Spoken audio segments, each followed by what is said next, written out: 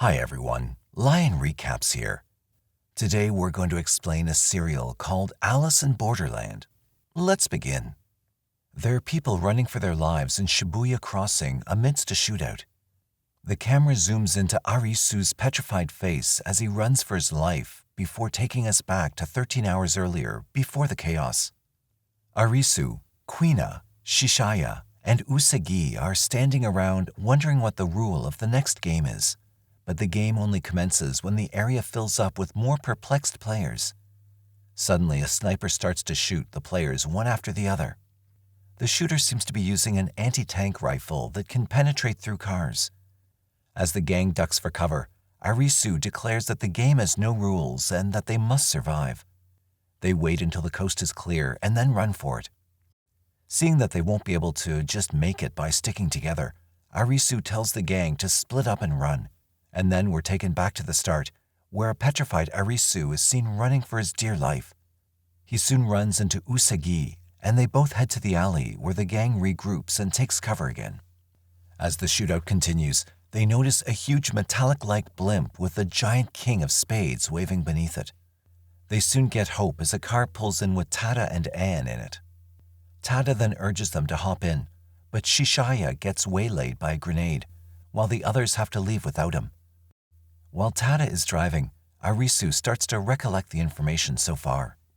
He knows that the King of Spades is just one guy, and the game is a battle of strength. He also knows that Mira could be behind the games and that there are three others, the King of Clubs, the King of Hearts, and the King of Diamonds. Ultimately, he's sure that if all the kings are defeated, then they can win the level. Arisu then reminds the gang that completing each level associated with cards increases a player's visa according to the required number. But if that visa expires, then a laser shot from the sky and kills that player. Hatter also explained to them that collecting a full deck means winning the game.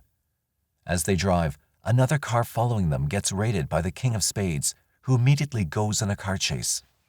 Tada is unable to shake him off, so Anne takes the wheel.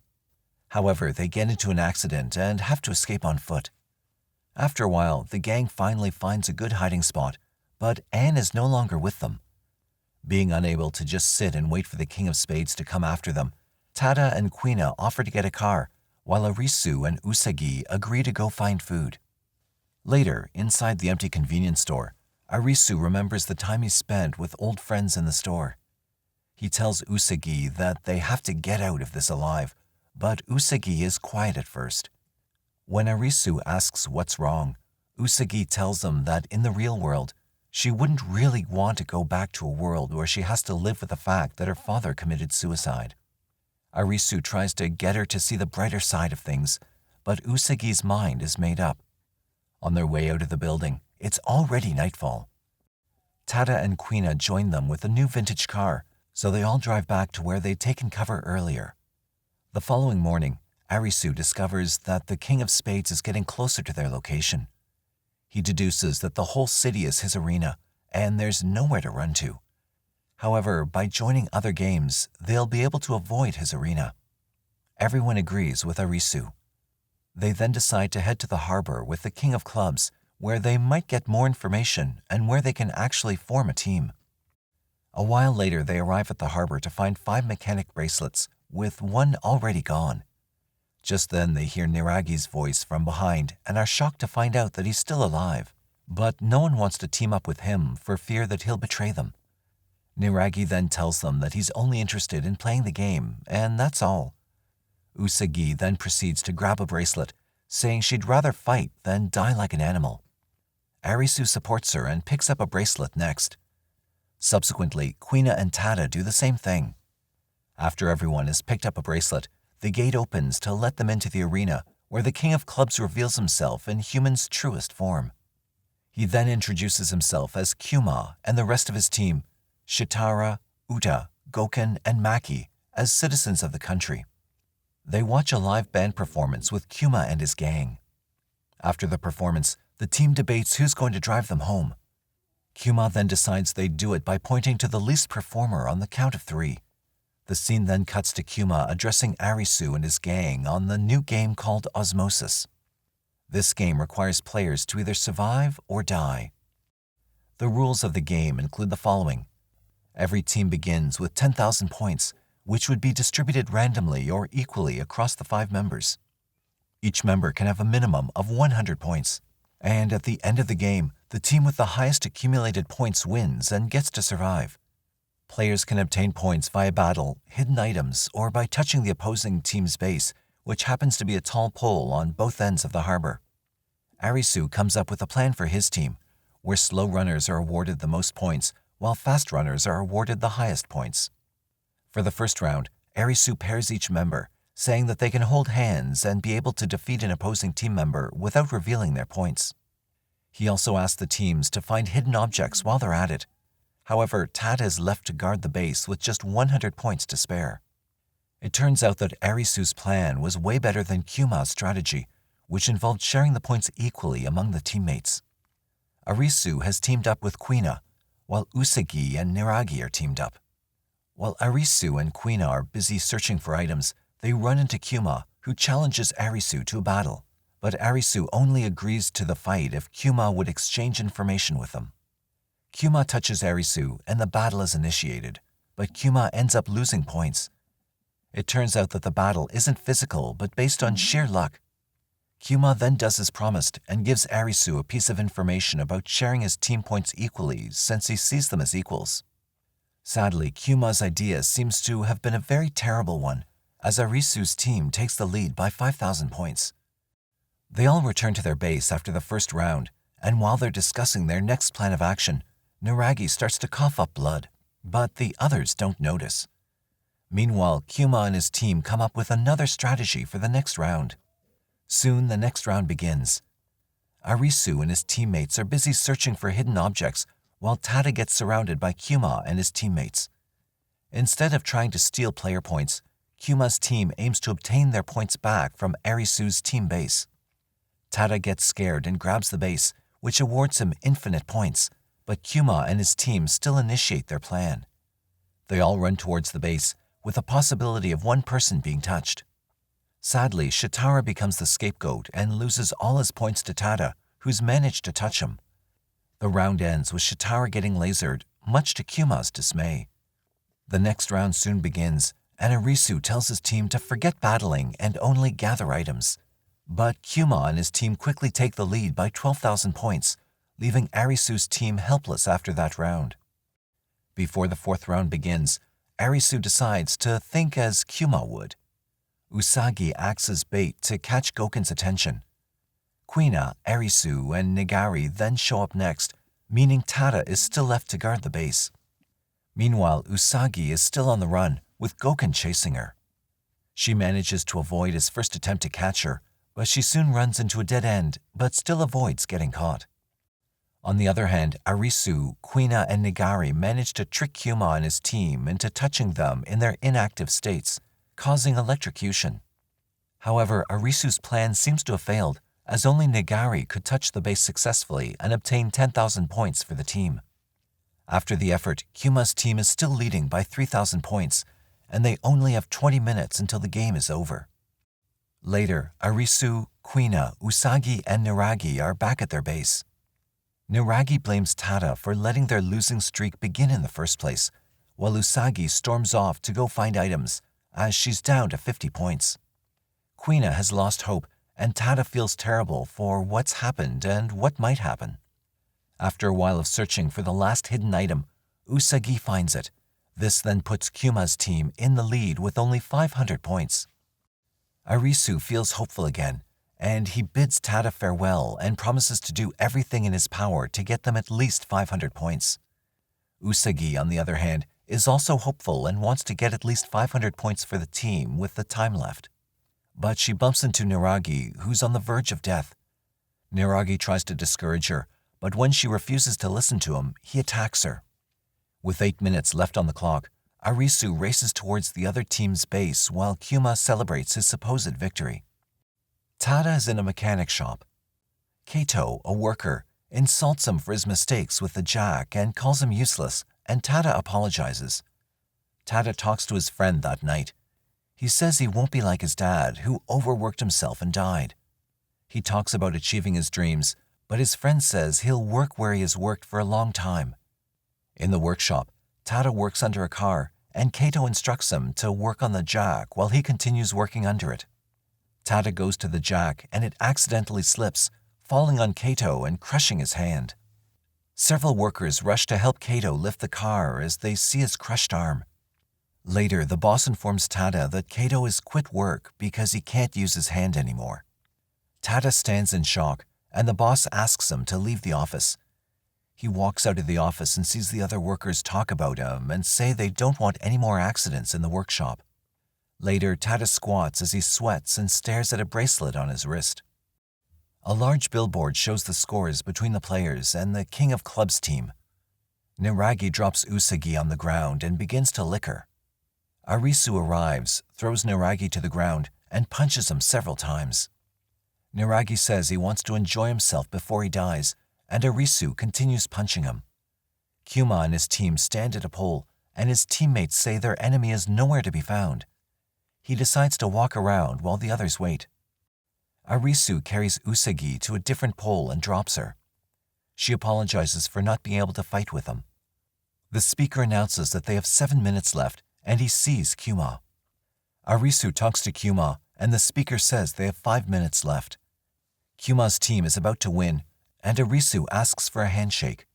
He reminds Kuma that they'll have to duel if they shake, and he eventually agrees because he calls Arisu his rival.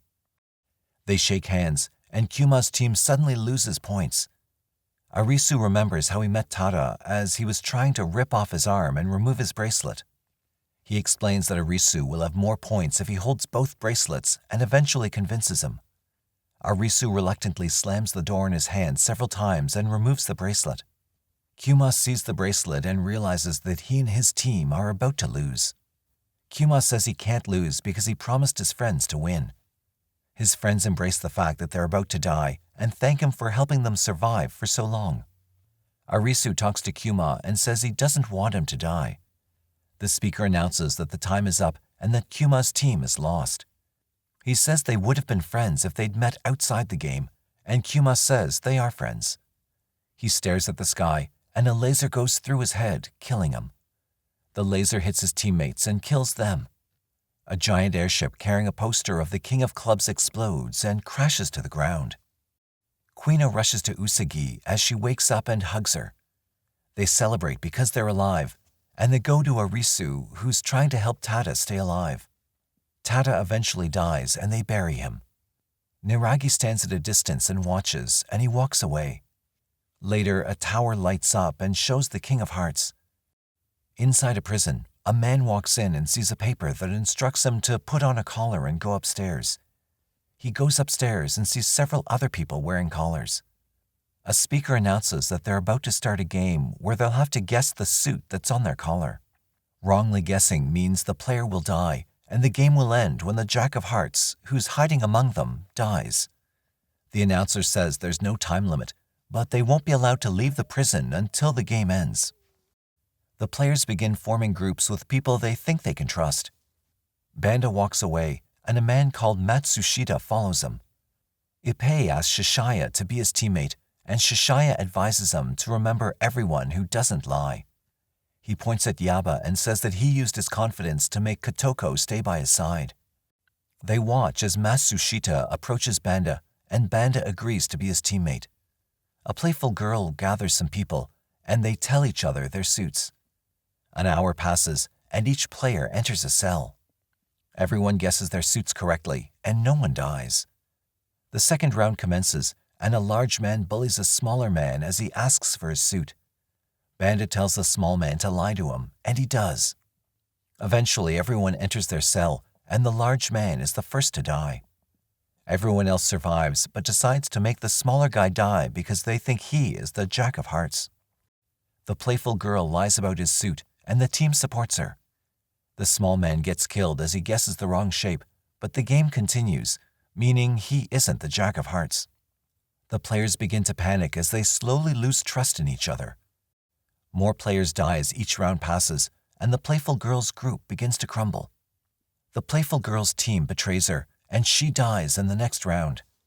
6 players are left, and Ippei panics because he doesn't want to play anymore. Chishiya tells him his suit, and Ippei reluctantly tells him his. They enter the cells, and Ippei refuses to guess, causing him to die. Chishiya steps out of his cell and sees that Ippei is dead. He sees that only 5 players remain and realizes he doesn't have a teammate. Chishiya sits in the cafeteria, and Matsushita enters. Chishiya asks Matsushita to tell him what his suit is and says Banda is a killer. He refuses to believe, and Chishiya tells him his suit. He says the Jack of Hearts will be on the offensive because the game is about to end, but Matsushita tells him the wrong suit and walks away. He goes to Banda and tells him that Chishiya is the Jack of Hearts. Yaba talks to Kotoko and says that Banda doesn't have sentiment and doesn't care about anyone. He says Banda is the Jack of Hearts and he'll happily kill people for fun. She goes to the cafeteria to get food, and Chishiya talks to her. He tells her suit and asks her to tell him his. She refuses to talk as she realizes that the suit on his collar isn't the same as what Matsushita told him, and she leaves. Banda goes to urinate, and Yaba meets him. He says they can never get along as they accuse each other of being the Jack of Spades, and he walks away. The teammates tell each other their suits, and they enter their cells. Chishiya realizes that Matsushita lied, and he wonders what shape he'll pick. The timer runs down, and an explosion goes off. Matsushita emerges from his cell and laughs because no one else steps out. A door opens, and Chishiya steps out. He calls Matsushita the Jack of Hearts and says that no one will trust a complete stranger like he trusted Banda. Banda emerges from his cell, and Matsushita tries to deny being the Jack of Hearts. Yaba emerges and says that Kotoko is dead. He says he told her correct suit and says someone else was controlling them. Chishiya says he noticed that Matsushita and Kotoko use snacks in the cafeteria to communicate. She told Yaba the wrong suit because Matsushita instructed her to, but Matsushita lied to her, which led to her death. Yaba says they worked together because they took themselves as equals and trusted each other. Matsushita still denies being the Jack of Hearts, but Chishiya says Banda didn't lie to him in the previous round. Yaba and Banda throw him into a cell and torture him to get information because he's a citizen. Chishiya steps out of prison, and an airship with the Jack of Hearts emblem explodes. Banda and Yaba leave the building as they talk about how Matsushita didn't survive the torture. A man walks around and videos a strange town. He sees several people are injured and continues videoing instead of helping them.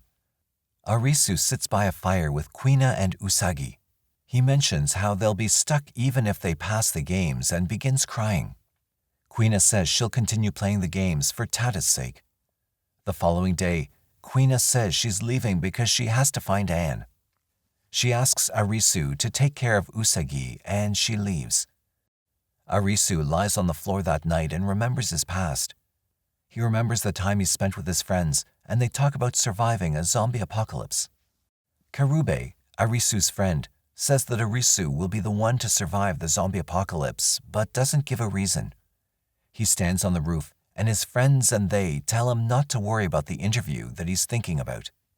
Usagi runs around as she exercises, and she sees some vegetables.